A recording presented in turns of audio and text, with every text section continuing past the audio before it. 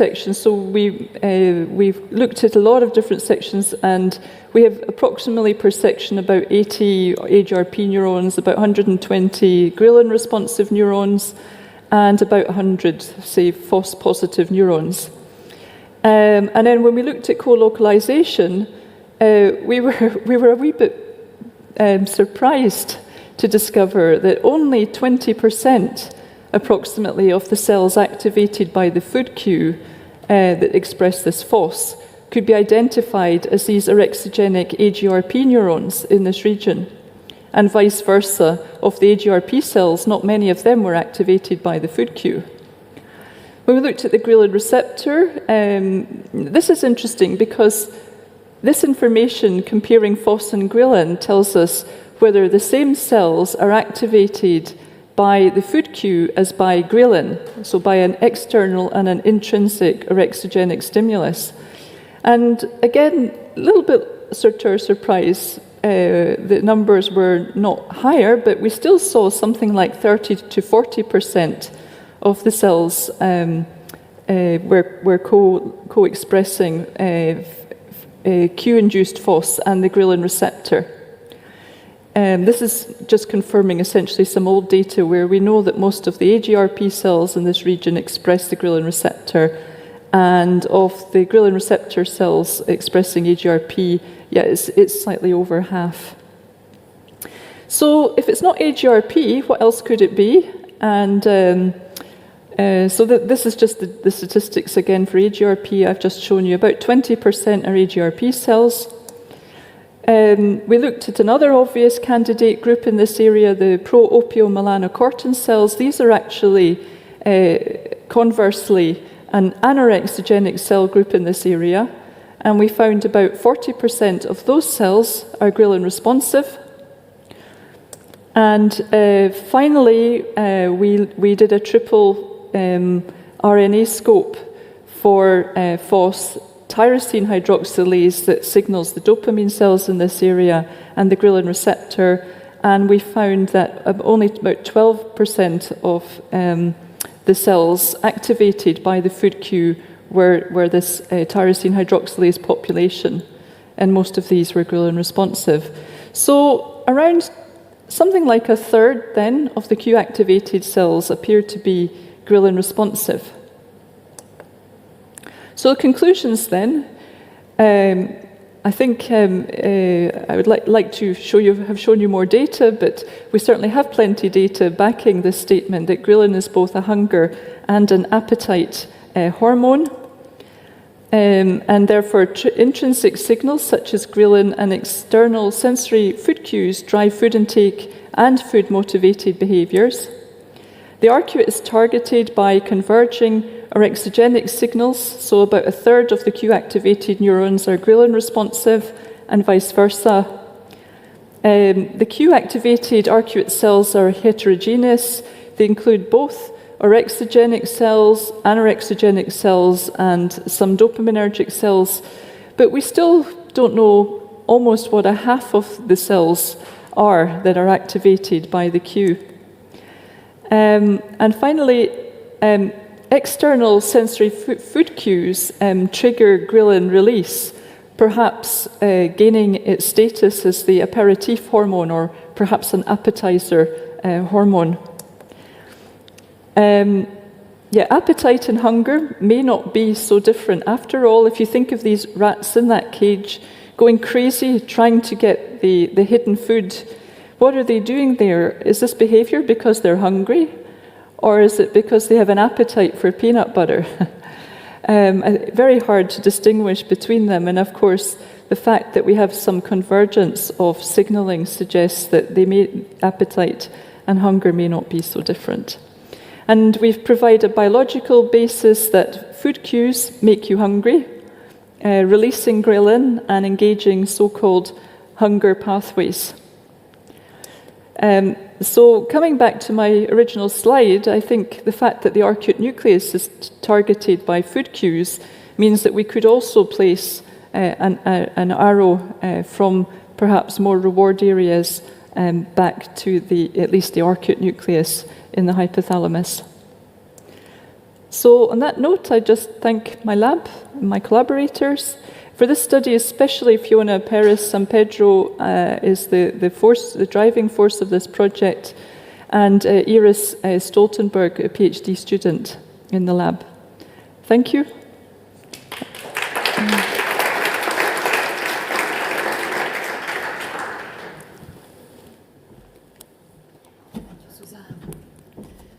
Thanks a lot.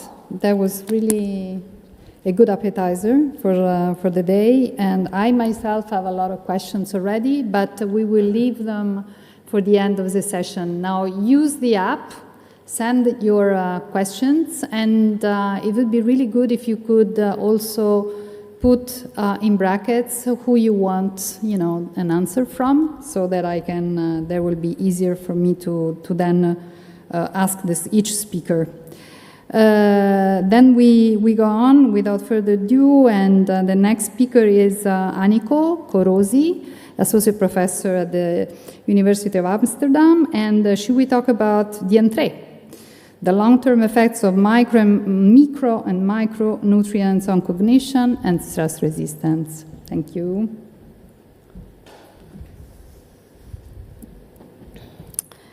Right. Thank you so much for the nice introduction, and I'm very happy to be here. It's really nice to finally give again presentations in person. It's great. This one. So we will switch a little bit gears, and I will talk to you about the importance of the early life period, and of course, of the importance of nutrients during this early life period. I think I don't need to convince this audience that the first 1,000 days are key determinants of our mental health later in life. And with the first 1,000 days, we often encompass, of course, from conception up to about the first 2 years of life.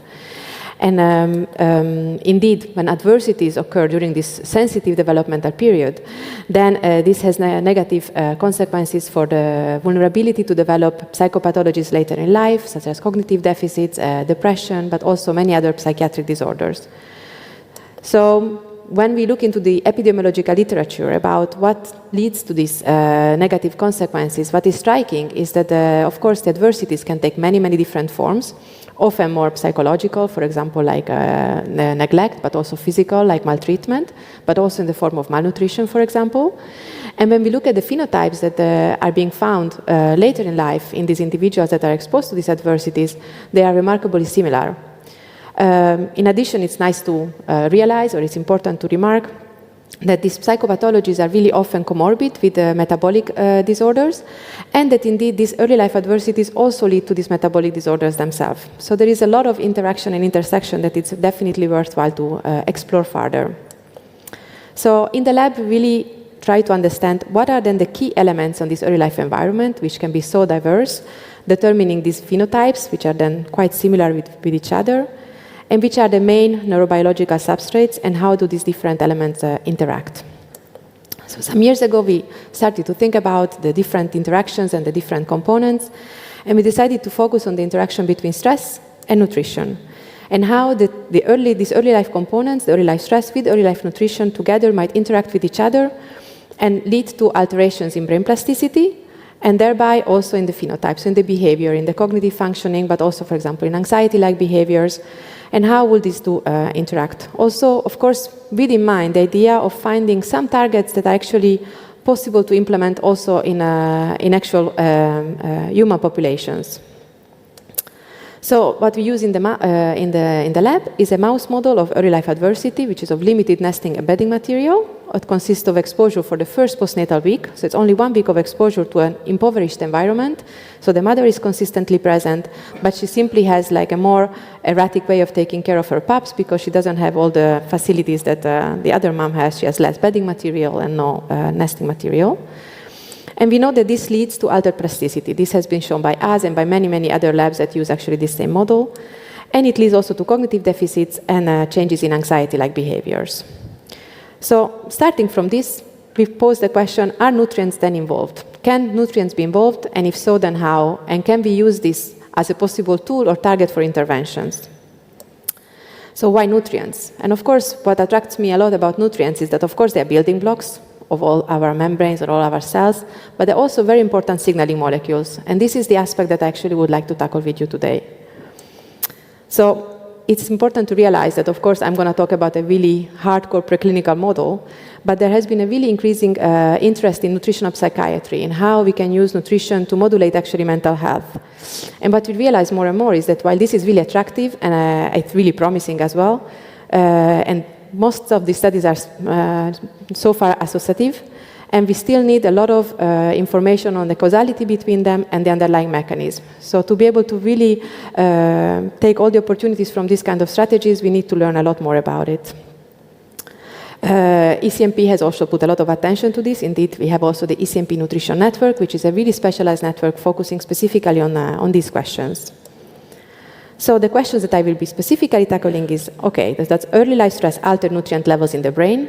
Can nutritional intervention prevent these early life stress-induced effects? And then which are the mechanisms for that? So the students in the lab that actually did all of the work that I will be presenting are Dr. Kitty Yam, Kitty Reims, and Marilyn de Abing. And later on I will also mention a collaborator. And the concept is just that. We have early life stress. We have some known phenotypes that we already have characterized earlier. Can we understand what is the role of nutrients in this? And can we intervene with nutritional interventions? Then, of course, the next question, which nutrients are we going to tackle? And the ones that we decided to focus on are essential nutrients. So nutrients that we need to take in from the diet, and we focus on essential fatty acids and essential micronutrients. So let me start with the fatty acids. We know that fatty acids, I think you're all familiar with the importance of taking omega-3, eating salmon and nuts and olive oil instead of other forms of oil, for example. But actually, what is really important to realize is that the ratio of this omega-6 and omega-3 fatty acid is what is really, really important. It will be key determinant of brain development, of properties of your membrane, for how, for example, membrane fluidity is, of neurogenesis, and it has really important inflammatory modulatory roles as well. So earlier, about a few years ago, we have shown that an early diet intervention from postnatal day 2 to postnatal day, I don't manage to move the mouse for some reason, but doesn't matter. Oh, yes, now it moves with me. Now, in any case, we have this early life stress exposure, and we have the diet from postnatal day 2 to postnatal day 42. And we have shown, first of all, that early life stress actually reduces or changes fatty acid composition of the brain, which is interesting by itself. That this early dietary intervention manages to rescue these fatty acid alterations. What you see here, this is moving by itself now. Okay. And we have shown that this early life dietary intervention is able to prevent the cognitive deficits that we have induced by the early life stress. This is here shown with the object location task, but we have done that also with other tasks. And also some of the changes in brain plasticity that we have observed earlier. So the changes in adult neurogenesis, it was in the form of neuronal cell survival, but also changes in the neuroimmune cells, in microglia, in the CD6 microglia CD68, which is a phagocytic marker of microglia. So what you see in these three graphs is indeed, I don't know why this is moving by itself now. I will go back 1 second. So what you see here is that early life stress indeed leads to deficits in behavior and plasticity, and that this can be fully rescued by an early diet. So the diet is long gone by the time that we look at these phenotypes. So we went further and we wondered, how does early life stress and this early diet affect other aspects? So we wanted to understand, how does the diet do this? How do we reach these beneficial effects? And we decided to explore the peripheral cytokines, but also the gene and lipid profiles, both under basal state, but also with a secondary immune challenge with LPS, because we think that really often these secondary challenges are really important to unmask possible latent effects. So this is quite a complicated design, and you will hear me about several of these comparisons, because this is, of course, is an 8-group design at the end. And indeed, within these animals, we looked at the peripheral cytokines, at hippocampal gene expression, and in the hypothalamus, we looked at the broad lipid profile of the hypothalamus. So what we learned is that, first of all, yes, LPS, of course, alters cytokines. There is no surprise there. But that